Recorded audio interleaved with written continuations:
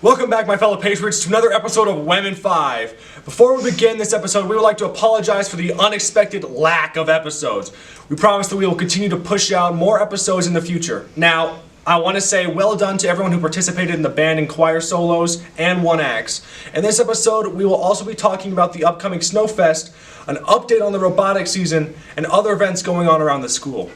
Now that we are back, let's talk about some fun events in our school. On to you, Samson. Thank you, Sam. Now, Snowfest is coming up next week. It'll be from February 3rd through to the 7th. The dress-up days for the high school students are as follows. On Monday, it will be Country Club versus Country. On Tuesday, it'll dress up as your favorite holiday. Wednesday will be teachers dress as students and students dress as teachers. Thursday will be babies versus older for the, 100th day of school. And finally, Friday will be the Super Spirit Day. These will also be a neon 80s themed dance on the Friday the 7th. Just remember, you have to be passing your classes in order to attend. If you are planning on bringing someone from another school, you will need to sign them up in the office. For elementary, the dress-up days will be Monday, Pajama Day. Tuesday is Team Tuesday, so you will wear your favorite sports or school clothes. Wednesday is Hat Day. Thursday is Oldies Day for the 100th day of school, and finally Friday is Super Spirit Day. Now it's time for Samuel to talk to Mr. Johnson about robotics and elementary basketball. I'm here with Mr. Johnson to talk about robotics.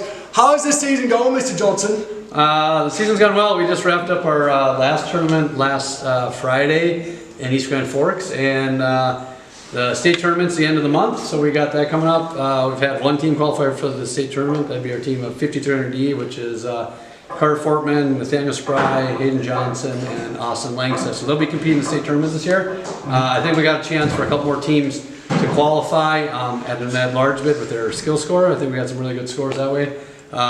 We'll find out that probably around the 16th of February where those other teams will be going. But I have a good feeling we'll have at least 1 to 2 more teams qualifying for that, which would be really good. All right.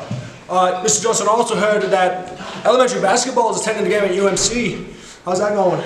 Well, we're going over there tonight. Yeah, we're going to be attending a game at the University of Minnesota Crooks tonight. We're going to watch both the men and the women play. Our 5th and 6th graders are going to play at halftimes of those games, so we're kind of excited about that. Our elementary basketball snowflake season just kind of wrapped up last weekend, so now each individual team can decide to go to some tournaments. We're hosting a tournament here February 22nd and 23rd for our team, so our elementary basketball season is kind of in the middle of it, but by the end of the month we're kind of be wrapping that up too. It's been a very successful season, and the kids have worked really hard and got a lot better. That's great. And while we're on the topic of basketball boys, basketball kids night will be Thursday, right?